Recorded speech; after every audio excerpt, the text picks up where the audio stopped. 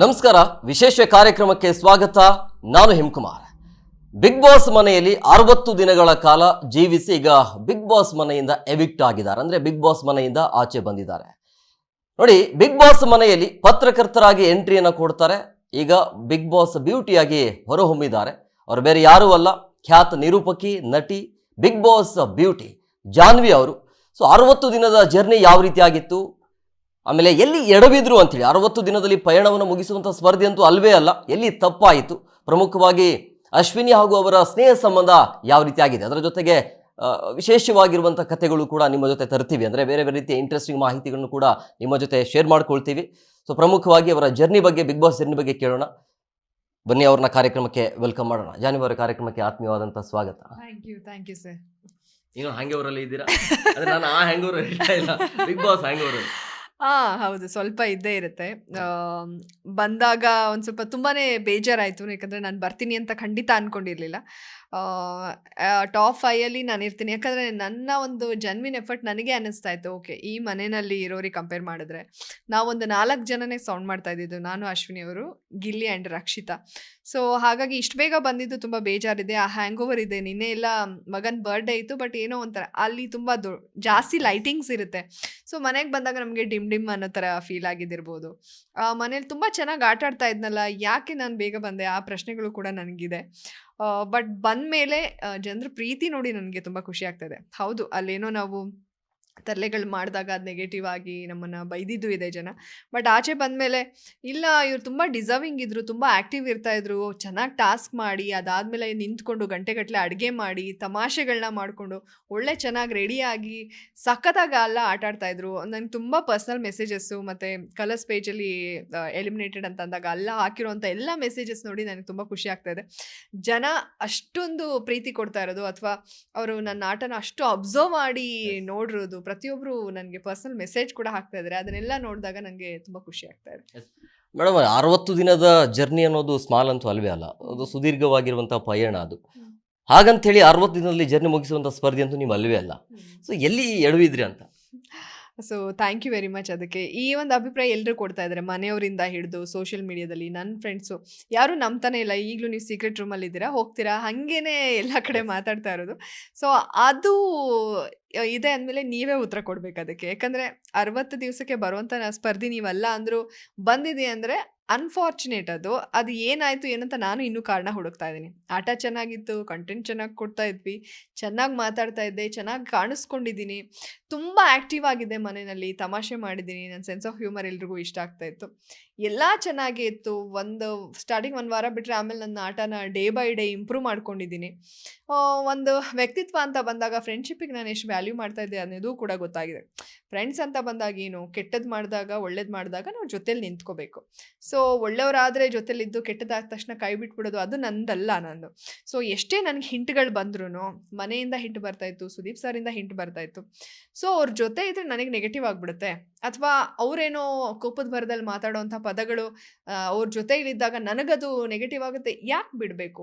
ಒಂದು ತುಂಬ ಈಗ ಆಚೆ ಕಡೆಯಿಂದ ನಾವು ಕಾಣಿಸೋದು ಬೇರೆ, ಅದರ ಆಚೆಗೆ ನಾವು ತುಂಬ ಮಾತಾಡಿರ್ತೀವಿ, ತುಂಬ ಟೈಮ್ ಸ್ಪೆಂಡ್ ಮಾಡಿರ್ತೀವಿ. ಬಿಗ್ ಬಾಸ್ ಒಂದು 3 ದಿನ ಕ್ಲೋಸ್ ಆದಾಗ ಅಲ್ಲಿ ಯಾವ ಮೈಕು ಇರಲಿಲ್ಲ, ಒಬ್ರನ್ನೊಬ್ರು ಶೇರ್ ಮಾಡ್ಕೊಂಡಾಗ ಆ ಮೆಚ್ಯೂರಿಟಿ ಮತ್ತು ನಾವಿಬ್ಬರು ಮಾತಾಡೋದು ಎಲ್ಲೂ ಆಚೆ ಹೋಗ್ತಾ ಇರಲಿಲ್ಲ. ಅದು ಒಂದು ನಮ್ಮ ವೇವ್ ಲೆಂತ್ ಮ್ಯಾಚ್ ಆಗಿ ನಾವು ಕನೆಕ್ಟ್ ಆದ್ವಿ. ಅವ್ರ ನೆಗೆಟಿವ್ ನನ್ನ ಮೇಲೆ ಬೀಳುತ್ತೆ ಅಂತ ಹೇಳಿ ನಾನು ಬಿಟ್ಬಿಟ್ರೆ ಅದು ಆ ಪರ್ಸ್ನಾಲಿಟಿ ನಂದಲ್ಲ. ಜೊತೆಲಿ ಇತ್ಕೊಂಡು ನನ್ನ ಆಟಕ್ಕೆ ಮಾತ್ರ ನಾನು ಎಲ್ಲೂ ತೊಂದರೆ ಮಾಡ್ಕೋತಾ ಇಲ್ಲ. ನನ್ನ ಆಟ ನಾನು ಆಡ್ತಾ ಇದ್ದೆ, ನನ್ನ ಮಾತು ನಾನು ಆಡ್ತಾ ಇದ್ದೆ, ನನಗೆ ಯಾರು ಆಗಲ್ವೋ ನಾನು ಅದನ್ನು ಧೈರ್ಯವಾಗಿ ಹೇಳ್ತಿದ್ದೆ. ಅಂದರೆ ಒಬ್ರನ್ನೊಬ್ರು ನಾವು ಡಾಮಿನೇಟು ಮಾಡ್ತಾ ಇಲ್ಲ, ನಮ್ಮ ಪರಸ್ಪರರ ಆಟಕ್ಕೆ ಎಲ್ಲೂ ಯಾರಿಂದನೂ ತೊಂದರೆ ಆಗ್ತಾ ಇರಲಿಲ್ಲ. ಸೊ ಹಾಗಾಗಿ ಅಲ್ಲಿ ತುಂಬ ಜನ ಒಟ್ಟಿಗೆ ಇರ್ತಾರೆ. ಸೂರಜ್ ರಾಶಿಕಾ ಒಟ್ಟಿಗೆ ಇರ್ತಾರೆ, ಗಿಲ್ಲಿ ಕಾವ್ಯ ಇರ್ತಾರೆ, ರಘು ಗಿಲ್ಲಿ ಇರ್ತಾರೆ, ಹಂಗೆ ತುಂಬ ಒಬ್ಬೊಬ್ಬರು, ಮಲ್ಲಮ್ಮ ಅವರು, ಧ್ರುವಂತಿದ್ರು. ಅದು ಯಾವುದು ಹೈಲೈಟ್ ಆಗ್ತದೆ, ನಮ್ದು ಯಾಕೆ ಹೈಲೈಟ್ ಆಗ್ತಾ ಇದೆಯೋ ನಂಗೆ ಗೊತ್ತಿಲ್ಲ. ನಿನ್ನೇನೋ ನೋಡ್ತಾ ಇದ್ದೆ, ಮಾಡು ಪರವಾಗಿ ರಕ್ಷಿತಾ ಮಾತಾಡ್ತಾ ಇಲ್ಲ. ನಾನು ಹಂಗೆಲ್ಲೂ ನನ್ನ ಪರವಾಗಿ ಅವ್ರ ಪರವಾಗಿ ನಾನು ಮಾತಾಡೇ ಇಲ್ಲ. ನಾಮಿನೇಷನ್ ಅಂತ ಬಂದಾಗ ನಾವು ನಾವೇ ಹೋಗಿ ಕೇಳ್ಕೊತಿದ್ವಿ, ಯಾಕಂದರೆ ನಮ್ಗೆ ಆ ಕೇಪಬಲ್ ಇತ್ತು. ಇಬ್ಬರು ಚೆನ್ನಾಗಿ ಮಾತಾಡ್ತಾ ಇದ್ವಿ, ಅನ್ಸಿದ್ದನ್ನ ಇಬ್ಬರೂ ಹೇಳ್ತಾ ಇದ್ವಿ, ಅದೊಂದು ಸೂಕ್ಷ್ಮತೆ ಇತ್ತು. ಸೊ ಗೊತ್ತಿಲ್ಲ ನಮ್ಮದೇ ಯಾಕೆ ಹೈಲೈಟ್ ಆಗ್ತದೆ, ಬಹುಶಃ ನಮ್ಮದು ತುಂಬ ಹೈಲೈಟ್ ಆಗೋ ಥರ ಇತ್ತು ಅನ್ಸುತ್ತೆ, ಅದಕ್ಕೆ ಎಲ್ಲರೂ ನಮ್ಮನೆ ಮಾತಾಡ್ತಾ ಇದ್ದಾರೆ. ನೀವು ಬಾಟಮಲ್ಲಿ ಇದ್ರಿ, ಆ ಮೂಮೆಂಟ್ ನಿಮ್ಗೆ ಹೇಗಿತ್ತು? ಅಂದರೆ ಅನ್ಕೊಂಡಿದ್ರಾ ಎವಿಕ್ಟ್ ಆಗ್ತೀನಿ ಅಂತೇಳಿ ಅನ್ಕೊಂಡಿದ್ರಾ? ಆ ಕ್ಷಣ? ಒಂದು ಸ್ವಲ್ಪ ನನ್ಗೆ ಗೊತ್ತಲ್ಲ ವಿಶ್ಲೇಷಣೆ ತುಂಬ ಚೆನ್ನಾಗಿ ಮಾಡ್ತೀನಿ. ಹಾಗಾಗಿ ನಾನು ಫಸ್ಟು ಅಷ್ಟು ಜನ ಇದ್ದಾಗ ನಾನು ಹೋಗ್ತೀನಿ ಅಂತ ನಾನು ಅಂದ್ಕೊಂಡೇ ಇರಲಿಲ್ಲ. ನಾನು ಫಿನಾಲೆ ತನಕ ಇರ್ತೀನಿ. ನಾನು ಟಾಪ್ 5 ಇದ್ದೇ ಇರ್ತೀನಿ. ನನ್ನ ಆಟ ಅಷ್ಟು ಚೆನ್ನಾಗಿದೆ. ನಾನು ಅಷ್ಟು ಚೆನ್ನಾಗಿ ಮಾತಾಡ್ತಾ ಇದ್ದೀನಿ. ಚೆನ್ನಾಗಿ ರೆಡಿ ಆಗ್ತೀನಿ. ಚೆನ್ನಾಗಿ ಕಾಣಿಸ್ಕೊತಾ ಇದ್ದೀನಿ. ಕಂಟೆಂಟ್ ಕೊಡ್ತಾ ಇದ್ದೀವಿ. ಗೇಮ್ ಆಡ್ತಾ ಇದ್ದೀನಿ. ಟಾಸ್ಕು ಮನೆಯಲ್ಲಿ ಅಡುಗೆ ಮಾಡಿ ಎಲ್ಲರೂ ಇಷ್ಟಪಡ್ತಾ ಇದ್ದಾರೆ. ಸೊ ನಾನು ಪ್ರತಿಯೊಂದರಲ್ಲೂ ನಾನು ಎಫರ್ಟ್ ಹಾಕಿದ್ದೀನಿ. ಸೊ ನಾನು ಅಂದ್ಕೊಂಡಿಲ್ಲ, ಬಟ್ ನಾನು ರಘುವ್ರು ಹೋಗ್ಬೋದು ಅಂತ ಅಂದ್ಕೊಂಡಿದ್ದೆ. ಧ್ರುವಂತ್ ಅಂತ ಎಲ್ಲರೂ ಹೇಳ್ತಾ ಇದ್ರು. ಬಟ್ ನನಗೆ ಒಂದು ಸ್ವಲ್ಪ ನನ್ನ ಅಬ್ಸರ್ವೇಷನ್ ಚೆನ್ನಾಗಿ ಸುದೀಪ್ ಸರ್, ಧ್ರುವಂತ್ ಅವರೇ ನೀವು ಚೆನ್ನಾಗಿ ಆಡ್ತಾ ಇದ್ದೀರಾ, ಅಂದರೆ ಅವ್ರೇನು ಟೀ ಗಾಂಚಲಿ ಅನ್ನೋದೊಂದು ಯೂಸ್ ಮಾಡಿರ್ತಾರೆ. ಅದು ಹೇಳೋವಾಗ ಸರ್ ಹೇಳ್ತಾರೆ, ಸೊ ಚೆನ್ನಾಗಿ ಆಡ್ತಾ ಇದ್ದೀರಾ ಅಂತ ಸರ್ ಬಾಯಲ್ಲೇ ಬಂದಾಗ ಧ್ರುವಂತ್ ಅಂತೂ ಖಂಡಿತ ಹೋಗಲ್ಲ, ಇಡೀ ಮನೆ ಧ್ರುವಂತ್. ಸೊ ನನಗೆ ಮಾಡು ಅಂದರೆ ಒಂದು ವೋಟ್ ಬ್ಯಾಂಕ್ ಇದೆ ಅನ್ನೋದೊಂದು ನಾನು ಸ್ಟಾರ್ಟಿಂಗಿಂದ ಹೇಳ್ತಾ ಇದ್ದೆ. ಅವರು ಏನೂ ಮಾತಾಡಲ್ಲ, ಬಟ್ ತುಂಬ ಒಳ್ಳೆಯವರು, ಅವರ ಒಂದು ಇನ್ನೋಸೆನ್ಸೇ ಜನಕ್ಕೆ ಇಷ್ಟ ಆಗುತ್ತೆ ಅನ್ನೋದು ನನ್ನ ಅಭಿಪ್ರಾಯ ಆಗಿತ್ತು. ಸೊ ಹಾಗಾಗಿ ಆ ಒಂದು ಕಾರಣಕ್ಕೆ ಮಾಡು ಇರ್ಬೋದು ಅಂತಲೂ ನನಗೆ ಅನ್ನಿಸ್ತಾ ಇತ್ತು. ಬಟ್ ರಘು ಹೋಗ್ಬೋದು ಅಂತ ಅಂದ್ಕೊಂಡೆ. ಯಾಕಂದರೆ ರಘು ಅವರು ಟಾಸ್ಕ್ ಅಂತ ಬಂದಾಗ ಮಾತ್ರ ಆ್ಯಕ್ಟಿವ್ ಆಗಿರ್ತಾಯಿದ್ರು. ಅದರ್ವೈಸ್ ಅವ್ರು ಮಾತೇ ಆಡ್ತಾ ಇರಲಿಲ್ಲ. ಅವ್ರು ಸುಮ್ಮನೆ ನನಗೆ ಹೇಳ್ತಾರೆ, ನೀವು ಅಶ್ವಿನಿ ಜೊತೆ ಅವ್ರು ರಕ್ಷಿತಾ ಗಿಲ್ಲಿ ಜೊತೆನೇ ಇರ್ತಾರೆ. ಅದು ಮನೆಯಲ್ಲಿ ಅದು ಕಂಫರ್ಟ್ ಝೋನ್ ಆಗುತ್ತೆ. ಅವ್ರದ್ದು ಯಾರ್ದು ಹೈಲೈಟ್ ಆಗಲಿಲ್ಲ ಅಂದರೆ ಜನಕ್ಕೆ ಅವ್ರು ಬೇಡ, ಜನಕ್ಕೆ ನಾವೇ ಕಾಣಿಸ್ತಾ ಇದ್ದಿದ್ದು. ಅದಕ್ಕೆ ಈಗ ನಿಮ್ಮ ಜಾಗದಲ್ಲಿ ಯಾರು ಇರಬೇಕಾಗಿತ್ತು? ನನ್ನ ಜಾಗದಲ್ಲಿ ರಘುವ್ರು ಇರಬೇಕಿತ್ತು. ಮಾಡು ಅದೇ ಹೇಳೋದು, ಆಟ ಅಂತ ಬಂದಾಗ ನನಗೆ ನಾನು, ಗಿಲ್ಲಿ, ಅಶ್ವಿನಿ, ರಕ್ಷಿತಾ ನಾವೇ 4 ಜನ ತುಂಬ ಚೆನ್ನಾಗಿ ಆಡೋದು. ನನ್ನ ಜಾಗದಲ್ಲಿ ಉಳಿದವ್ರು ಯಾರು ಬೇಕಾದ್ರೂ ಇದ್ರೂ ಏನಿಲ್ಲ. ಬಟ್ ಯಾಕಂದ್ರೆ ಅವ್ರು ನಾಮಿನೇಟ್ ಆಗಿಲ್ಲ ಅನ್ನೋದು ಬಿಟ್ಟರೆ ಇನ್ಯಾರು ಅಲ್ಲಿ ಅಷ್ಟೊಂದು ಚೆನ್ನಾಗಿ ಆಡ್ತಾ ಇಲ್ಲ. ಸೊ ನಾನು ರಘು ಹೋಗ್ತಾರೆ ಅಂದ್ಕೊಂಡೆ. ಫಸ್ಟಿಗೆ ರಘು ಸೇವ್ ಆಗ್ತಾರೆ, ಅದಾದಮೇಲೆ ಧ್ರುವಂತ್ ಸೇವ್ ಆಗ್ತಾರೆ, ಅಶ್ವಿನಿ ಅವ್ರು ಸೇವ್ ಆಗ್ತಾರೆ ಅಂತ ನಂಗೆ ಗೊತ್ತಿತ್ತು. ಅಶ್ವಿನಿ ಅವರು ಸೇವ್ ಆಗ್ತಾರೆ, ಕಾವ್ಯ ಸೇವ್ ಆಗ್ತಾಳೆ ಅಂತಲೂ ಗೊತ್ತಿದೆ, ಯಾಕಂದರೆ ಗಿಲ್ಲಿ ಕಾವ್ಯ ಅದೊಂದಿದೆ ಅಂತ ಹೇಳಿಬಿಟ್ಟು.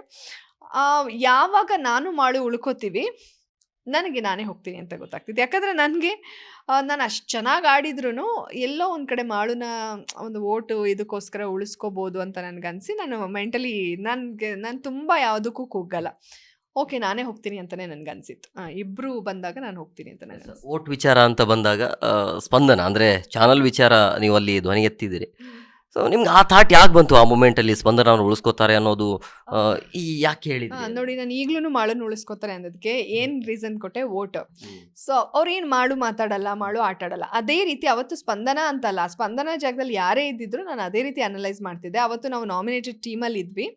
ನಾವು ಟಾಸ್ಕ್ ಗೆಲ್ತೀವಿ, ನಮ್ಮಲ್ಲಿ ಒಬ್ಬರು ಸೇವ್ ಆಗಬೇಕಾಗತ್ತೆ, ಆ ಕಡೆಯಿಂದ ಒಬ್ರನ್ನ ಕರ್ಕೊಂಬರ್ಬೇಕಾಗತ್ತೆ.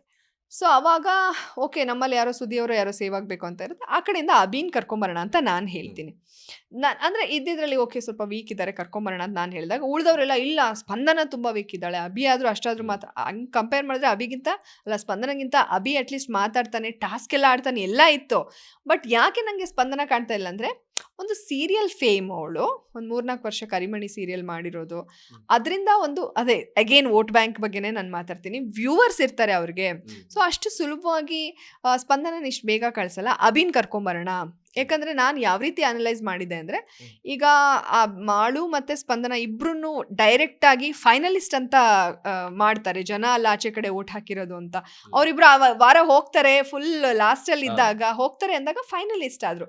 ಸೊ ನನಗೆ ಅವಾಗ ಯೋಚನೆ ಬರೋಕ್ಕೆ ಶುರುವಾಯಿತು, ಮಾಳು ಮಾತಾಡಲ್ಲ, ಸ್ಪಂದನ ಮಾತಾಡಲ್ಲ, ಇವರು ದಿಢೀರಂತ ಫೈನಲಿಸ್ಟ್ ಅಂದರೆ ಬಹುಶಃ ವೋಟ್ ಬ್ಯಾಂಕ್ ತುಂಬ ಚೆನ್ನಾಗಿದೆ ಆಚೆ ಕಡೆ, ಅವರಿಂದ ವ್ಯೂವರ್ಸ್ ಇದೆ, ಅಲ್ಲಿ ನಾವು ಮಾತಾಡಬೇಕು ಅಂತ ಏನಿಲ್ಲ, ಅವ್ರ ಸೈಲೆನ್ಸೇ, ಸ್ಪಂದನ ಸೈಲೆನ್ಸ್ ಇಷ್ಟ ಆಗಿರ್ಬೋದು, ಅಥವಾ ಮಾಳು ಅವರ ಇನ್ನೋಸೆನ್ಸ್ ಇಷ್ಟ ಆಗಿರ್ಬೋದು.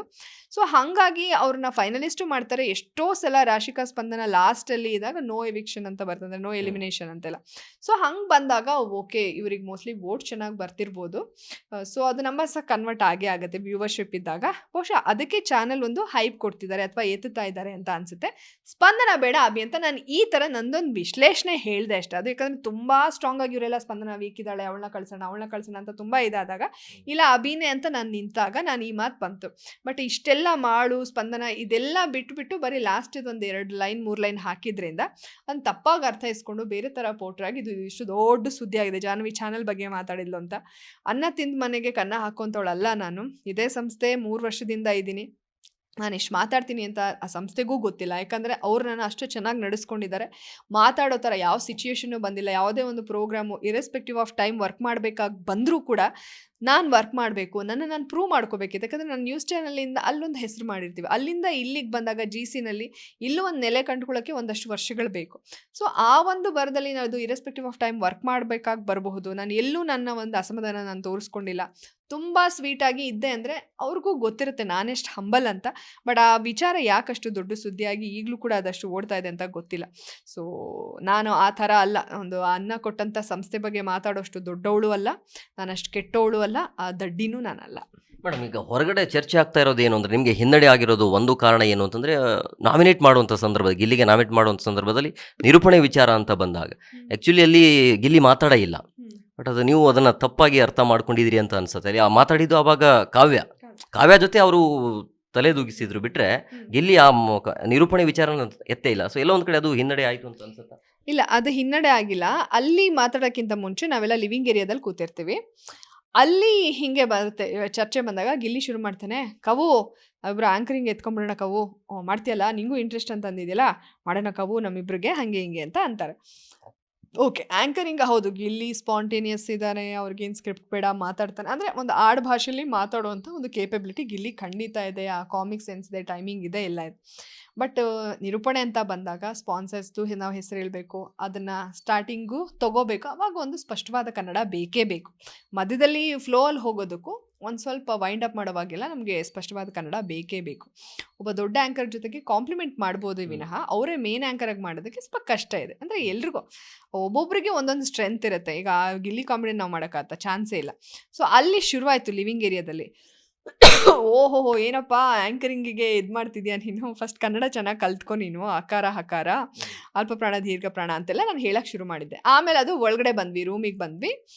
ಅದು ಏನಕ್ಕೆ ಶುರು ಆಯಿತು ಅಂದರೆ, ನಾನೇನೋ ಹಿಂಗೆ ಅದು ಸ್ವಲ್ಪ ದೊಡ್ಡದಾಗಿ ಸುದ್ದಿ ಆಗ್ತಾಯಿದೆ ನಾನು ಕಲರ್ಸ್ ಬಗ್ಗೆ ಮಾತಾಡೋದು, ಅದು ನಂಗೆ ಸೂಕ್ಷ್ಮವಾಗಿ ಗೊತ್ತಾಯಿತು. ನಾನು ಓಕೆ ಕ್ಯಾಮ್ರಾ ಮುಂದೆ ನಾನು ಹೇಳ್ತಾ ಇದ್ದೆ. ಅವಾಗ ಗಿಲ್ಲಿ ಏನು ಮಾಡೋದಂದ್ರೆ ನನ್ನ ಕಾಲಿಳಿಯೋಕ್ಕೆ ಶುರು ಮಾಡ್ದ. ಚಾನಲ್ ಈಗ ನೋಡು ಕವು ನಂಬರ್ 1 ಆಯಿತು ಅಂತ, ಈಗ ಸಾರಿ ಕೇಳ್ತಾವಳೆ ಜಾನು, ಹಂಗೆ ಹಿಂಗೆ ಅಂತ ಅವನು ರೇಗ್ಸಕ್ಕೆ ಶುರು ಮಾಡ್ದ ನನ್ನ. ಸೊ ನಾನೇನು ಹಂಗೇನಲ್ಲ ಬಿಡು, ಅದು ದೊಡ್ಡದಾಗಿ ಆಗ್ತಾ ಇದೆ ಅಂತ ನಾನೊಂದು ಸ್ಪಷ್ಟನೆ ಕೊಡ್ತಾ ಇದ್ದೀನಿ, ಅದರಲ್ಲಿ ಏನಿದೆ ತಪ್ಪು, ಕ್ಷಮೆ ಕೇಳಿದ್ರಲ್ಲ ಹಂಗೆ ಹಿಂಗೆ ಅಂತ ಬಂತು. ಅದಾದಮೇಲೆ ಏನೋ ಒಂದು ಆ್ಯಂಕರಿಂಗ್ ವಿಚಾರ ಮತ್ತೆ ಅಲ್ಲಿ ಬರುತ್ತೆ. ಡೈನಿಂಗ್ ಟೇಬಲ್ ಅಲ್ಲ, ರೂಮಲ್ಲೇ ಇರ್ತೀವಿ, ಅದು ನಮ್ಮ ರೂಮ್, ನಮ್ಮ ವಟಾರದಲ್ಲ ಇರ್ತೀನಿ. ಸೊ ಅವಾಗ ಏನಕ್ಕೆ ಬಂತು ಅದು ಬಂದಾಗ, ಆ್ಯಂಕರಿಂಗ್ ಅಂದರೆ ಹಂಗೆ ಹಿಂಗೆ ಅಂತೇನೋ ಅಂತೀನಿ. ನಾವು ಆ್ಯಂಕರಿಂಗ್ ಮಾಡೋಣ ಅಂತ ಅವರಿಬ್ಬರು ಮಾತಾಡ್ತಾ, ಸವಿರುಚಿ ಎಲ್ಲ ಬೇಡ, ಸವಿರುಚಿಯಲ್ಲಿ ಆ್ಯಂಕರಿಂಗ್ ಮಾಡೋದಕ್ಕೆ ಅಂತ ಏನಿರಲ್ಲ, ನಾವು ದೊಡ್ಡ ಪ್ರೋಗ್ರಾಮ್ ಅಂದರೆ ಅದರ ಅರ್ಥನೇ ದೊಡ್ಡದು ಅಂತ ಹೇಳಿ ಕಾವ್ಯ ಮಾತಾಡಿದ್ದು. ಅದಾದಮೇಲೆ ಇವನೇನಂದ, ಬಿಡು ಜಾನ್ವಿ ನಿನಗೆ ಅದೇ ಮಾರ್ನಿಂಗ್ ಬ್ಯಾಂಡ್ ಎಲ್ಲ ಬರುತ್ತಲ್ಲ ಇಲ್ಲಿ, ಅಂದರೆ ಮಹರ್ಷಿ ದರ್ಪಣ ಆ ಥರ, ಸೊ ಅದು ಕೊಡ್ತಾರೆ ಬಿಡು ನಿನಗೆ ಅಂತ. ಅಂದರೆ ಯಾವುದು ದೊಡ್ಡದಲ್ಲ ಚಿಕ್ಕದಲ್ಲ, ಅದರ ಅರ್ಥ ಅವನು ಇಂಡೈರೆಕ್ಟಾಗಿ ಏನು ಹೇಳಕ್ಕೆ ಹೋಗ್ತಾ ಇದ್ದ ಅಂದರೆ, ಓಕೆ ನಿಂಗೆ ಮಾರ್ನಿಂಗ್ ಬ್ಯಾಂಡ್ ಒಂದು ಕೊಡ್ತಾರೆ ಹೊರತು ಏನಿಲ್ಲ, ಅಂದರೆ ಅದ್ರ ಚಿಕ್ಕದ, ಹಾಗಾದರೆ ನೀನು ಅದನ್ನೇ ಮಾಡಿಬಿಡು ಕೂತ್ಕೊಂಡು, ಅದನ್ನಂತೂ ಮಾಡೋಕ್ಕೆ ಸಾಧ್ಯನೇ ಇಲ್ಲ. ಬೇಕಾದರೆ ಬೇರೆ ಒಂದು ಕಾಮಿಡಿ ಶೋನ ಹೋಸ್ಟ್ ಮಾಡಿಬಿಡ್ಬೋದೇನೋ ಕಾಲು ಹೇಳ್ಕೊಂಡು, ಅದಕ್ಕೆ ಸ್ಪಷ್ಟವಾದ ಕನ್ನಡ ಬೇಕೇ ಬೇಕು. ಸೊ ಹಾಗೆ ಶುರುವಾಗಿದ್ದು ಗಿಲ್ಲಿ. ಮತ್ತು ಯಾವಾಗ್ಲೂ ಆ ಒಂದು ಓವರ್ ಕಾನ್ಫಿಡೆನ್ಸ್ ಇತ್ತು ಗಿಲ್ಲಿಗೆ, ಇವಾಗಲೂ ಇದೆ. ಅಂದರೆ ನಾನು ಫಿನಾಲೆ ತನಕ ಹೋಗ್ತೀನಿ, ನೀನು ಸೆಮಿ ಫಿನಾಲೆ ತನಕ ಕರ್ಕೊಂಡು ಹೋಗ್ತೀನಿ ಕಾವು ಅಂತೆಲ್ಲ ಅಂತಿದ್ದ. ಆಮೇಲೆ ಈ ವಾರ ನೀನೇ ವಿಕೆಟ್ ಗಾನು ಅಂತ ಹಿಂಗೆಲ್ಲ ಹೇಳ್ತಾ ಇದ್ದ. ಧ್ರುವಂತ ಈ ವಾರ ನೀನು ಔಟ್ ಆಗ್ತೀಯಾ, ನನ್ಗೆ ಹಂಗೆಲ್ಲ ತುಂಬ ಓವರ್ ಕಾನ್ಫಿಡೆನ್ಸ್ ನಮಗೆ. ಇಲ್ಲ ಆಚೆ ಕಡೆ ನಿಮಗೆ ಬರೀ 1.5 ಅವರ್ ನೋಡ್ತೀರಾ, ಅದೊಂಥರ ಮಜಾ ಕೊಡುತ್ತೆ ಕಾಮಿಡಿ. ಅಲ್ಲಿ ಯಾವಾಗ್ಲೂ ಆ ಓವರ್ ಕಾನ್ಫಿಡೆನ್ಸು, ಮಾತಿನ ಭರದಲ್ಲಿ ಅವ್ರಿಗಿರೋ ಇದು ಎಲ್ಲ ನೋಡಿದಾಗ, ಹೆಂಗಿದ್ರು ಲಾಸ್ಟ್ ವಾರ ನಾವು 5 ಜನ ಇರ್ತೀವಲ್ಲ, ಅವಾಗ ನಾನೇ ಅಡುಗೆ ಮಾಡ್ತೀನಿ, ಆ ಥರದ್ದೆಲ್ಲ ಮಾತಾಡ್ತಾ ಇರ್ತಾರೆ. ಸೊ ಆವಾಗ ನನಗೆ ಈ ಓವರ್ ಕಾನ್ಫಿಡೆನ್ಸಿಗೆ ಇದು ಮಾಡಬೇಕು ಅಂತ ಹೇಳ್ಬಿಟ್ಟು ನಾನು ನಾಮಿನೇಟ್ ಮಾಡ್ತೀನಿ, ರೀಸನ್ ಕೊಡ್ತೀನಿ. ಮೇಡಮ್, ಇನ್ನೊಂದು ಗಿಲ್ಲಿ ಅಂತ ಬಂದಾಗ, ನೀವು ಮನೆಯಲ್ಲಿದ್ದ ಗಿಲ್ಲಿಯ ಬಗ್ಗೆ ನಿಮ್ಮ ಅಭಿಪ್ರಾಯ, ಹೊರಗಡೆ ಬಂದಾದ ನಂತರ ಏನಾದರೂ ಬದಲಾವಣೆ ಆಗಿದೆಯಾ? ಹೊರಗಡೆ ನೋಡಾದ್ಮೇಲೆ ನನಗೇನು ಬದಲಾವಣೆ ಆಗಿಲ್ಲ. ನನಗೆ ಮನೇಲಿದ್ದಾಗ್ಲೂ ಗಿಲ್ಲಿ ಅಂದರೆ ಒಬ್ಬ ಎಂಟರ್ಟೈನರ್, ತುಂಬ ಆ್ಯಕ್ಟಿವ್ ಆಗಂತೂ ಇರ್ತಾನೆ ಮಾತಲ್ಲಿ. ಅವನು ಏನು ಮಾಡ್ತಾನೆ ಅಂದರೆ, ಯಾರು ಒಬ್ಬರನ್ನ ಹಿಡ್ಕೋತಾನೆ, ಅವ್ರನ್ನ ಕಾಮಿಡಿ ಮಾಡಿ ಅವ್ರು ಟ್ರಿಗರ್ ಆದಾಗ ಅದೇ ಒಂದು ಕಂಟೆಂಟ್ ಆಗುತ್ತೆ ಅಂತ ಅವನಿಗೆ ಗೊತ್ತು. ಮತ್ತು ಯಾವುದಾದ್ರೂ ಒಂದು ತಪ್ಪುಗಳಾದಾಗ ಆ ತಪ್ಪದಲ್ಲಿ ಅವನು ಮಧ್ಯೆ ಹೋಗ್ತಾನೆ, ನಿಂತ್ಕೊಳ್ಬೇಕು, ಸ್ಟ್ಯಾಂಡ್ ತೊಗೊಂಡ್ಬಿಟ್ರೆ ಇಲ್ಲ ನಾನು ಒಳ್ಳೆಯವನಾಗ್ತೀನಿ ಅಂದರೆ ಗೊತ್ತು ಅವನಿಗೆ, ಆಟ ತುಂಬ ಚೆನ್ನಾಗಿ ಗೊತ್ತು, ತುಂಬ ಸ್ಮಾರ್ಟ್ ಇದ್ದಾನೆ ಅವನು. ಸೊ ಹಾಗಿತ್ತು. ಮತ್ತು ಕಾಮಿಡಿಗಳನ್ನು ಮಿತಿ ಮೀರ್ ಮಾಡಿ ನಾನು ಎಷ್ಟೋ ಸಲ ಅವನಿಗೆ ಅತಿರೇಕ ಅಂತ ಕೊಟ್ಟಿದ್ದೀನಿ, ದಂಡಪಿಂಡ ಅಂತ ಕೊಟ್ಟಿದ್ದೀನಿ. ಅದಾದಮೇಲೆ ಮನೇಲಿ ಇಡೀ ಮನೆಯೇ ಕೊಟ್ಟಿದ್ದಾರೆ ಬಿಡಿ, ಅವನೇನು ಕೆಲಸ ಮಾಡಲ್ಲ ಅಂತ. ಅಲ್ಲಿದ್ದಾಗಲೂ ನಾವು ನಕ್ಕಿದ್ದೀವಿ ಕೆಲವೊಂದು ಅವನ ಕಾಮಿಡಿಗೆ. ಮಿತಿ ಮೀರಿದಾಗ ಅಥವಾ ವೃದ್ಧರು ಅಂತ ಹೇಳೋದು ಏನೇನೋ ಮಾಡಿ ಇದು ಮಾಡ್ತಿದ್ದ ಅವನು, ಅವಾಗೆಲ್ಲ ಬೇಜಾರಾಗಿದೆ. ಬಟ್ ನಾನು ಮತ್ತೆ ಸ್ವಲ್ಪ ಹೊತ್ತು ಅವನೇ ಹೇಳಿದ್ದಾನೆ ಗಿಲ್ಲಿ 10 ನಿಮಿಷಕ್ಕೆ ಆದ್ರೆ ಇವಳು ಮತ್ತೆ ಬಂದು ಮಾತಾಡಿಸ್ತಾಳೆ. ಆ ಟೈಮಿಗೆ ಇರಿಟೇಟ್ ಆದ್ರೂ ಮತ್ತೆ ಹೋಗಿ ಮಾತಾಡಿಸ್ತಾ ಇದ್ವಿ. ನಾನು ಹೋಗ್ತಾ ಬರ್ತಾ ಕಾಫಿ ಪುಡಿ ಹಂಗೆ ಹಿಂಗೆ ಅಂತಿದ್ದ. ಅದು ಒಂದ್ಸಲ ಚಂದ. ಅವ್ನ ಸ್ಟ್ರಾಟರ್ಜಿನೇ ಅದು, ಟ್ರಿಗರ್ ಮಾಡಿ ಮಾಡಿ ನಮ್ಮನ್ ಕೆಟ್ಟರ್ ಮಾಡೋದು.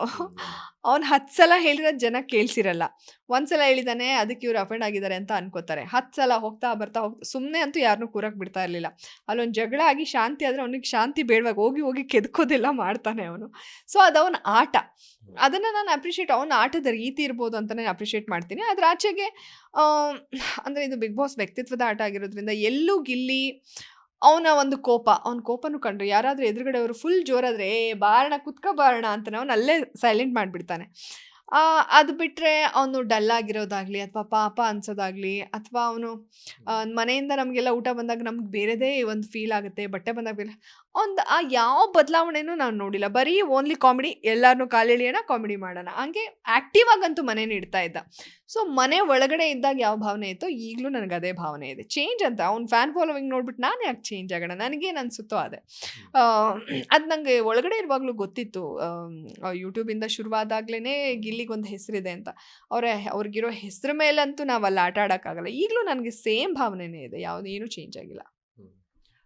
ಗಿಲ್ಲಿ ಅಂತ ಬಂದಾಗ ಅಶ್ವಿನಿ ಹಾಗೂ ಜಾನ್ವಿ ಅವ್ರನ್ನ ಟಾರ್ಗೆಟ್ ಮಾಡಿದ್ರ ಗಿಲ್ಲಿ ಹಾಗನ್ನಿಸ್ತಾ?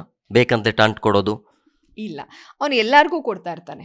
ಅಶ್ವಿನಿ ಜಾನ್ವಿನೇ ಏನು ಗಿಲ್ಲಿ ಟಾರ್ಗೆಟ್ ಮಾಡಿದ್ದಲ್ಲ, ಅವ್ನ ಮನೇಲಿ ಅದೇ ಕೆಲಸ ಮಾಡೋದು.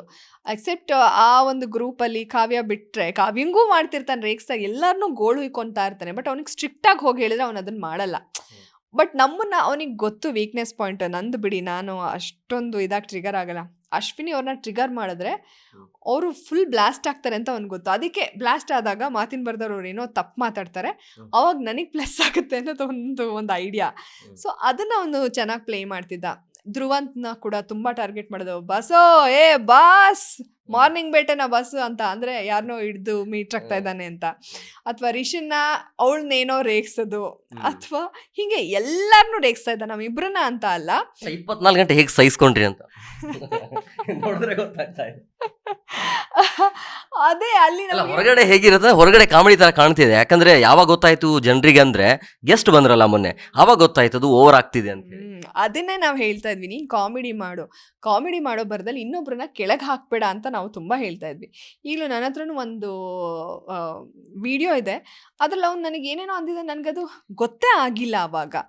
ಸೊ ಹೆಂಗೆ ಸಹಿಸ್ಕೊಂಡೆ ನೀನು ಅಷ್ಟೆಲ್ಲ. ಆದರೆ ಆ ಟೈಮಲ್ಲಿ ನಾನು ಕೆಲವೊಂದು ಬೇರೆದೇ ಕಡೆ ಜ್ಞಾನ ಇರುತ್ತೆ, ಅವ್ರು ಅಂದಾಗ ನಮ್ಗೆ ಗೊತ್ತಾಗಲ್ಲ. ಸೊ ಅದೆಲ್ಲ ತುಂಬ ದೊಡ್ಡ ತಪ್ಪು.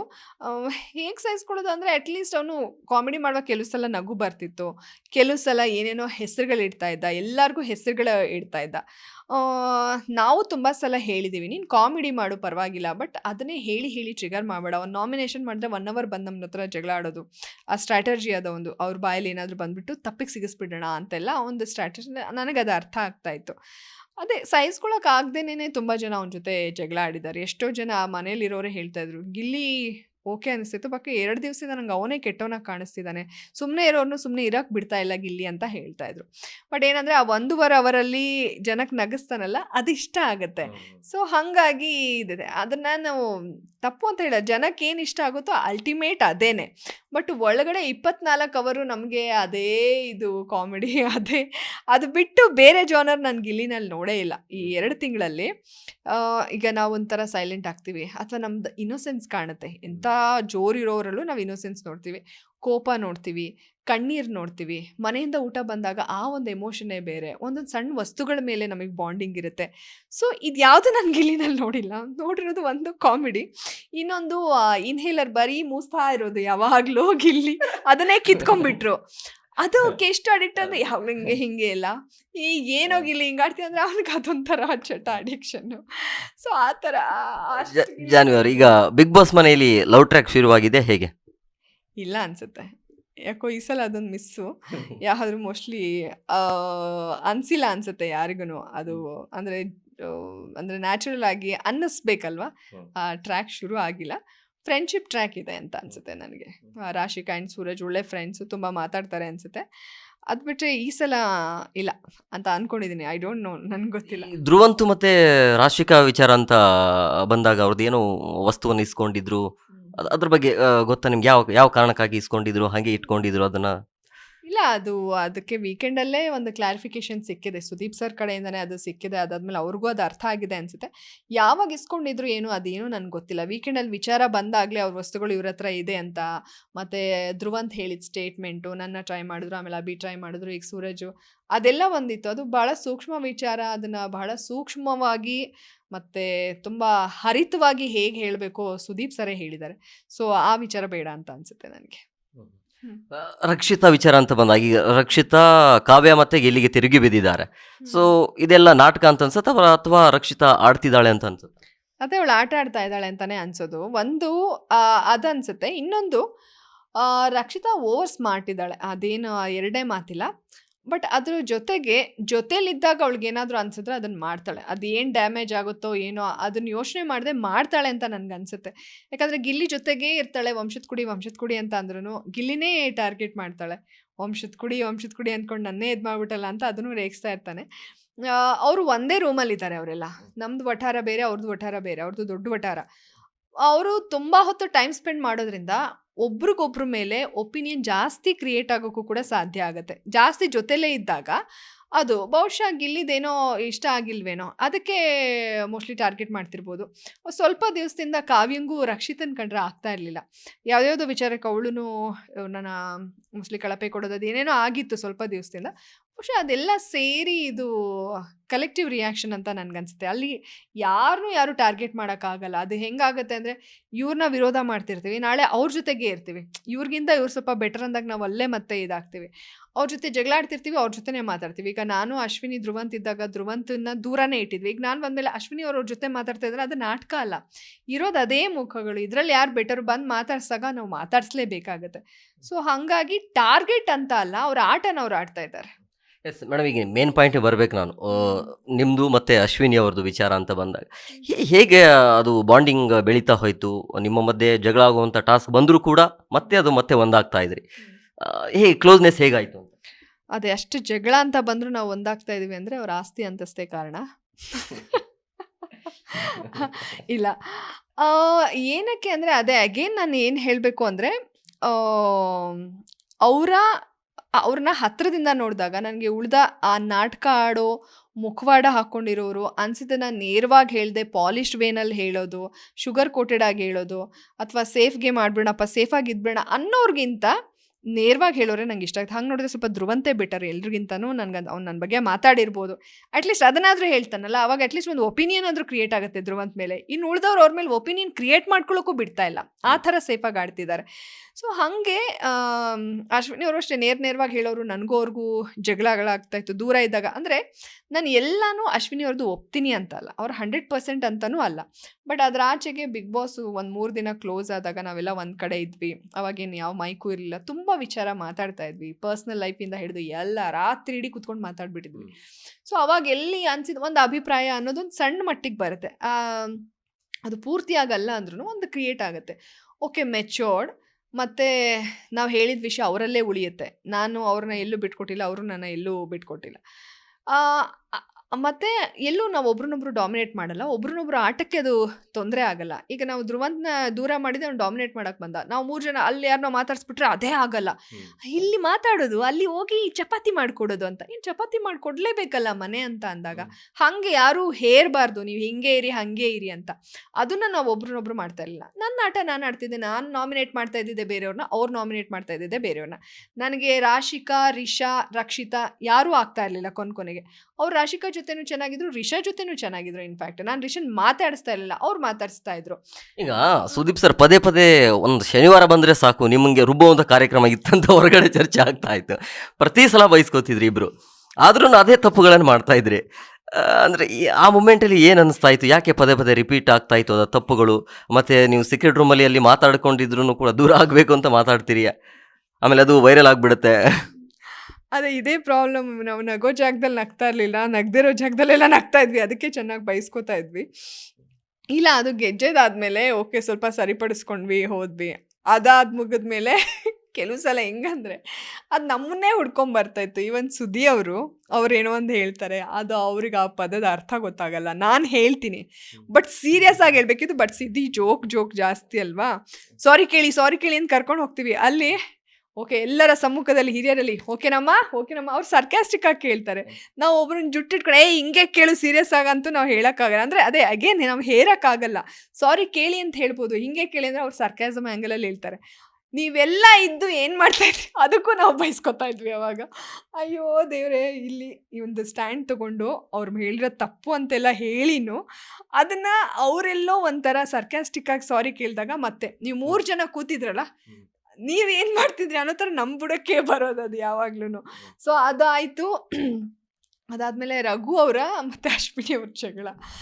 ಅಲ್ಲಿ ಅವರು ಫುಲ್ ಸೈಲೆಂಟ್ ಆಗಿರ್ಬೇಕಂತಿದ್ದವರು ಫುಲ್ ಟ್ರಿಗರ್ ಆಯಿತು. ಬಟ್ ನಾನು ಅವ್ರಿಗೆ ಈಗ ನೋಡಿ ನನಗೆ ನಾಟಕ ಬರಲ್ಲ. ಓಕೆ ನಮ್ಮ ಫ್ರೆಂಡ್ಶಿಪ್ಪು ದೊಡ್ಡದಾಗ ಆಗಿಬಿಡ್ಲಿ ಅಂತ ಹೇಳಿಬಿಟ್ಟು ನೀವು ಊಟ ಮಾಡಿಲ್ಲ ಅಂದರೆ ನಾನು ಮಾಡಲ್ಲ ಆ ಥರ ಎಲ್ಲ ನಾನು ಚೆನ್ನಾಗಿ ತಿಂದೆ. ಹೇಳಿದೆ ಊಟ ಮಾಡಿ ಅಂತ. ನಾನು ತುಂಬ ಇದು ಮಾಡೋಕ್ಕಲ್ಲ. ನಾನು ಅಂದ್ಕೊಂಡೆ ಮೋಸ್ಟ್ಲಿ ಇಷ್ಟು ಹಠ ಮಾಡಿ ಅದು ಅವ್ರ ಆಟದ ಒಂದು ರೀತಿ ಇರ್ಬೋದು. ನಾನು ಊಟ ಬಿಟ್ಟು ಏನೋ ಅಂದರೆ ದೊಡ್ಡದಾಗತ್ತೆ ಅಂತ ಗೊತ್ತವರಿಗೆ.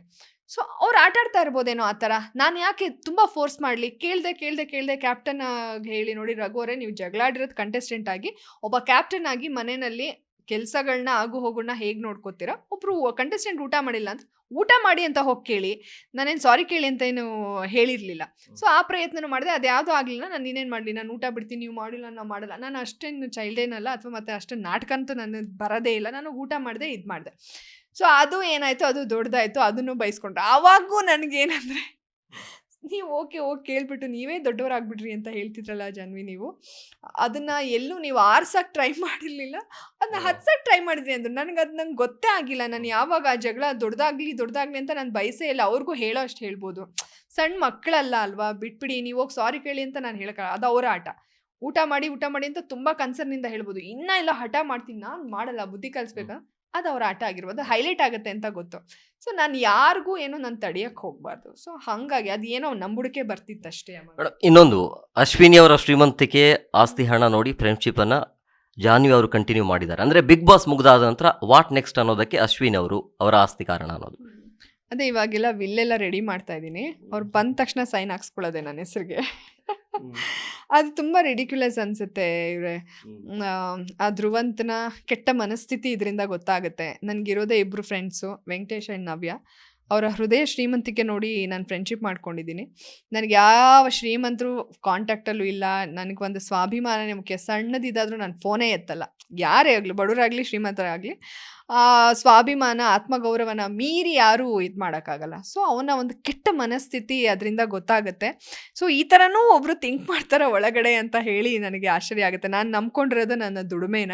ಸೊ ಅದಕ್ಕೆ ಒಂದು ಮಾತು ಬರುತ್ತೆ, ನೀವು ಏನೋ ರಿಕ್ವೆಸ್ಟ್ ಮಾಡ್ಕೊಂಡು ಸೊ ಅಷ್ಟು ದುಡ್ಡು ಅಂದರೆ ನಾನು ದುಡ್ಡೇ ಟಾರ್ಗೆಟ್ ಮಾಡ್ತಾ ಇದ್ದೆ. ಯಾಕೆ? ನನ್ನ ಫೇಮ್ಗೋಸ್ಕರ. ಇಲ್ಲಿಂದ ನನಗೇನು ಭಾಳ ದುಡ್ಡು ನಾವು ಏನು ಎಕ್ಸ್ಪೆಕ್ಟ್ ಮಾಡಿ ಅದಕ್ಕೆ ಬರ್ತೀವಿ. ಬಿಗ್ ಬಾಸ್ ಯಾಕೆ ಬೇಕಾಗಿತ್ತು? ಬಿಗ್ ಬಾಸ್ ಹೌದು, ಜನರ ಪ್ರೀತಿ ಗಳಿಸೋದಕ್ಕೆ. ಓಕೆ, ಈಗ ನೋಡಿ ನಾನು ಆಚೆ ಬಂದಮೇಲೆ ಎಷ್ಟು ಪ್ರೀತಿ ಕೊಡ್ತಾ ಇದ್ದಾರೆ. ನೀವು ಡಿಸರ್ವಿಂಗ್ ಕಂಟೆಸ್ಟೆಂಟು, ಟಾಪ್ 5 ಇರೋದಕ್ಕೆ ನೀವು ಇರಬೇಕಿತ್ತು, ಚೆನ್ನಾಗಿ ಆಟ ಆಡ್ತಾ ಇದ್ರಿ, ತುಂಬ ಚೆನ್ನಾಗಿ ಆ್ಯಕ್ಟಿವ್ ಆಗಿದ್ರಿ, ಎಷ್ಟು ಮೆಸೇಜಸ್ ಬರ್ತಾ ಇದೆ ಗೊತ್ತಾ? ಆ ಪ್ರೀತಿ ನನಗೆ ಬೇಕಾಗಿತ್ತು. ನನಗೇನಂದರೆ ದುಡ್ಡಿನ ಹುಚ್ಚಿಲ್ಲ, ನನಗೆ ಸ್ವಲ್ಪ ಒಂದು ಫೇಮು, ಜನಮನ್ನಣೆ ಹುಚ್ಚು ಜಾಸ್ತಿ ಇದೆ. ನನಗೆ 14-15 ವರ್ಷದಿಂದ ಈ ಫೀಲ್ಡಲ್ಲಿದ್ದೀನಿ ನಾನು. ಸೊ ಇವತ್ತಿಗೂ ಅದನ್ನು ನಾನು ಉಳಿಸ್ಕೊಂಡು ಹೋಗ್ತಾ ಇದ್ದೀನಿ ಅಂದರೆ ಕೆಲಸದ ಮೇಲೆ ನನಗಿರೋ ಶ್ರದ್ಧೆ. ಸೊ ಹಾಗಾಗಿ ಬಿಗ್ ಬಾಸ್ನ ನಾನು ಆಯ್ಕೆ ಮಾಡ್ಕೊಂಡಿದ್ದು. ಖುಷಿ ಇದೆ, ಬಟ್ ಬೇಗ ವಾಪಸ್ ಬಂದಿದ್ದು ಬೇಜಾರಿದೆ ಅನ್ನೋದು ಬಿಟ್ಟರೆ, ಜನ ಕೊಡ್ತಾ ಇರೋ ಪ್ರೀತಿಗೆ ನನಗೆ ಮನಸ್ಸು ತುಂಬಿ ಬರುತ್ತೆ. ಯಾಕಂದರೆ ಎಷ್ಟು ಎಲ್ಲ ಕಮೆಂಟ್ಸಲ್ಲಿ 99% ಜಾಹ್ನವಿ ಎಲಿಮಿನೇಟೆಡ್ ಅಂದಾಗ ನಾಟ್ ಫೇರ್, ಇದು ಫೇರ್ ಎವಿಕ್ಷನ್ ಅಲ್ಲೇ ಅಲ್ಲ ಅಂತೆಲ್ಲ ಮಾತಾಡ್ತಾರಲ್ಲ, ಅದಕ್ಕೋಸ್ಕರನೇ ಬಿಗ್ ಬಾಸ್ ಅಷ್ಟೇ. ಜಾನ್ವಿ ಅವರು ಹೊಸ ಜೀವನವನ್ನು ಆರಂಭ ಮಾಡ್ತಾರ? ಮತ್ತೆ 2ನೇ ಮದುವೆ ಆ ಥರ ಯೋಚನೆ ಏನಾದರೂ? ಇಲ್ಲ ಆ ಥರ ಆಲೋಚನೆ ಅಂತೂ ನನಗೆ ಇಲ್ಲವೇ ಇಲ್ಲ. ನಾನು ಆಗೋದೂ ಇಲ್ಲ. ಯಾಕಂದರೆ ನನಗೆ ಅದರಿಂದ ನನಗೇನೋ ಲೈಫಲ್ಲಿ ಬದಲಾವಣೆ ಆಗುತ್ತೆ ಅನ್ನೋ ಥರ ಅನಿಸಲ್ಲ. ಇನ್ನೊಂದು, ನನಗೆ ನನ್ನ ಮಗ ಇದ್ದಾನೆ, ಅವನ ಜೊತೆ ನಾನು ಚೆನ್ನಾಗಿದ್ರೆ ನನಗೆ ಅದೇ ಖುಷಿ. ಇನ್ಯಾರೋ ಒಬ್ಬ ಪರ್ಸನ್ ನನ್ನ ಲೈಫಲ್ಲಿ ಬೇಕು ಅಂತ ನನಗೆ ಯಾವತ್ತೂ ಅನಿಸಿಲ್ಲ, ಅನಿಸೋದೂ ಇಲ್ಲ. ನನಗೆ ಪ್ರಿಯಾರಿಟಿನೇ ನನ್ನ ಫ್ಯಾಮಿಲಿ.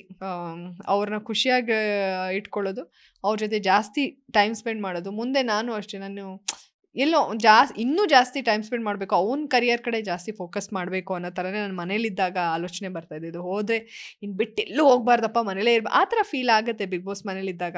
2 ತಿಂಗಳಂದರೆ ಅದು ತುಂಬ ದೊಡ್ಡದು. 1 ನಿಮಿಷ ಬಿಟ್ಟಿರ್ತಾ ಇರಲಿಲ್ಲ ನಾನು ಅವನನ್ನು. ಸೊ ಅವರೇ ಅಮ್ಮ, ಮಗ, ಅಣ್ಣ, ನನ್ನ ಫ್ರೆಂಡ್ಸು, ಅಷ್ಟೇ ನನ್ನ ಲೈಫ್. ಈಗ ಇನ್ನೊಂದು ಕ್ಯೂರಿಯಾಸಿಟಿ ಇದೆ, ಯಾವಾಗಲೂ ಬಿಗ್ ಬಾಸ್ ಮನೆ ಅಂತ ಬಂದಾಗ ನೀವು ನೋಡೋಕ್ಕೆ ನೀವು ಯಾವ ರೀತಿ ಡ್ರೆಸ್ ಹಾಕ್ತೀರಿ, ಹೇಗೆ ಕಾಣ್ತೀರಿ ಅನ್ನೋದು ಒಂದು ಕುತೂಹಲ ಇರುವಂಥದ್ದು. ಬಿಗ್ ಬಾಸ್ ಮನೆ ಒಳಗಡೆ ಹೋದಾಗ ನಿಮ್ಮ ಡ್ರೆಸ್ಗೆ ಎಷ್ಟು ಖರ್ಚು ಮಾಡಿದ್ರಿ? ಅಂದರೆ ಪಿ ಆರು ಕಾಸ್ಟ್ಯೂಮ್ ಎಲ್ಲ ಸೇರಿ 4 ಲ್ಯಾಕ್ ಹತ್ತತ್ರ ಆಯಿತು.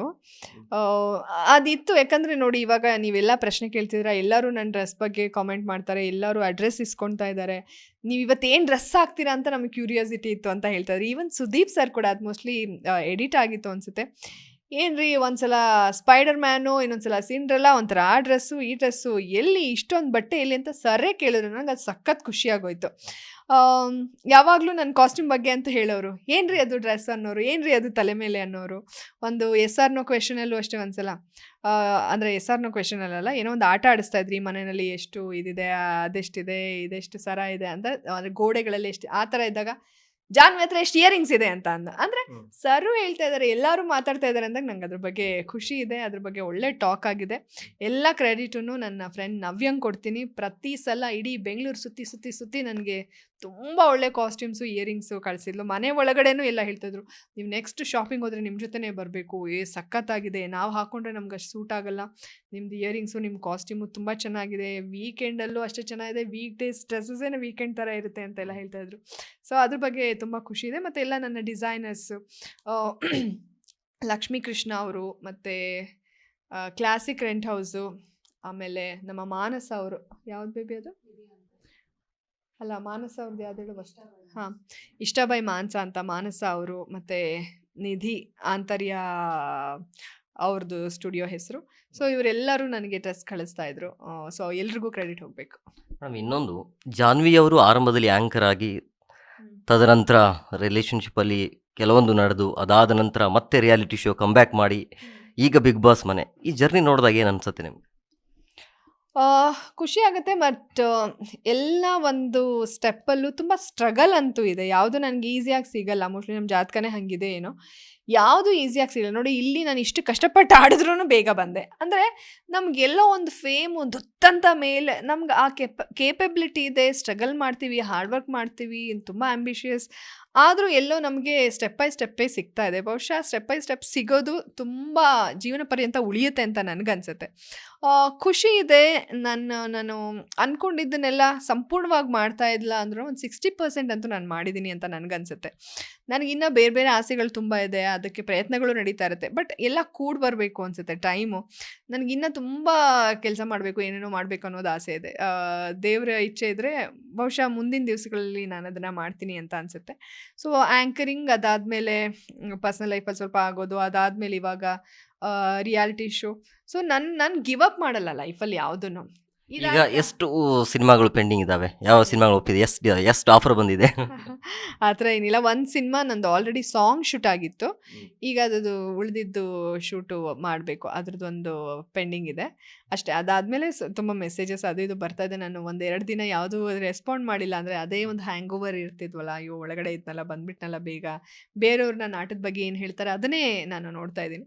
ಸೊ ನೋಡಬೇಕು, ಕೆಲವೊಂದೆಲ್ಲ ಬರ್ತಾ ಇದೆ, ಮಾತುಕತೆ ನಡೀತಾ ಇದೆ. ಅದಾದ್ಮೇಲೆ ಮೇಡಮ್, ಕಾರ್ಯಕ್ರಮದ ಕೊನೆಯ ಘಟ್ಟ, ಕ್ವಿಕ್ ಆಗಿ, ಅಂದರೆ ಸ್ಪರ್ಧಿಗಳಿಗೆ ಅವ್ರ ಬಗ್ಗೆ ಒಂದು ವರ್ಡಲ್ಲಿ ಹೇಳೋದು. ಕೆಲವೊಬ್ಬರ ಸ್ಪರ್ಧಿಗಳ ಹೆಸರನ್ನು ಹೇಳ್ತೀನಿ, ಅವ್ರ ಬಗ್ಗೆ ಒಂದು ವರ್ಡ್. ಇವರು ಸತೀಶ್ ಅವರು, ಸತೀಶ್ ಅವರ ಏನೋ ಹೇಳಿದ್ನಲ್ಲಪ್ಪ, troll king. Karibasappa. Chess dancer. Sudhi. Sudhi is a sweetheart. ತುಂಬ ಒಳ್ಳೆ ಮನುಷ್ಯ. ಹೆಂಗರಳು ಸುದಿಗೆ. ಇನ್ನೊಂದು ಸ್ವಲ್ಪ ಬದಲಾಗಿ ಆಟ ಆಡಿದಿದ್ರೆ ಅವರು ಫಿನಾಲೆ ತನಕ ಇರ್ತಾಯಿದ್ರು. ಮತ್ತೆ ಇವರು Gilli. Gilli most talented and ತುಂಬ ಬುದ್ಧಿವಂತ. ಕಾವ್ಯ. ಕಾವ್ಯ ತುಂಬ ಕ್ಲೆವರ್ ಇದ್ದಾಳೆ. ಅವಳಿಗೆ ಅದೇನು ಗಿಲ್ಲಿ ಕಾವ್ಯ ಅನ್ನೋದು ಆಯಿತೋ ಅದನ್ನು ತುಂಬ ಚೆನ್ನಾಗಿ ಯೂಸ್ ಮಾಡ್ಕೊಳ್ತಾ ಇದ್ದಾಳೆ ಅಂತ ನನಗೆ ಅನ್ಸುತ್ತೆ. ರಕ್ಷಿತಾ ಓವರ್ ರಿಯಾಕ್ಟ್ ಮಾಡ್ತಾಳೆ, ಮತ್ತು ಓವರ್ ಸ್ಮಾರ್ಟ್ ಇದ್ದಾಳೆ. ಸಮ್ಟೈಮ್ಸ್ ಅದು ಅವಳು ಕೈ ಹಿಡಿತಾ ಇದೆ, ಸಮ್ಟೈಮ್ಸ್ ಅದು ಅವಳಿಗೆ ಎಡವಟ್ಟಾಗ್ತಾ ಇದೆ. ಸೂರಜ್ ತುಂಬ ಕನ್ನಿಂಗ್. ಗಿಲ್ಲಿ. ಇವರು ರಘು. ರಘು ಹೆಂಗೆ ಅಂದರೆ ಟಾಸ್ಕ್ ಇದ್ದಾಗ ಮಾತ್ರ ಅವರು ಆಕ್ಟಿವ್ ಇರ್ತಾರೆ. ಅದರ್ವೈಸ್ ಅವರು ಸುಮ್ಮನೆ ಐಡಲ್ ಆಗಿ ಕೂತ್ಕೊಂಡ್ಬಿಟ್ಟಿರ್ತಾರೆ. ಟಾಸ್ಕ್ ಇಲ್ಲ ಅಂತಂದ್ರೆ ರಘು ಎಲ್ಲೂ ಕಾಣಿಸಲ್ಲ.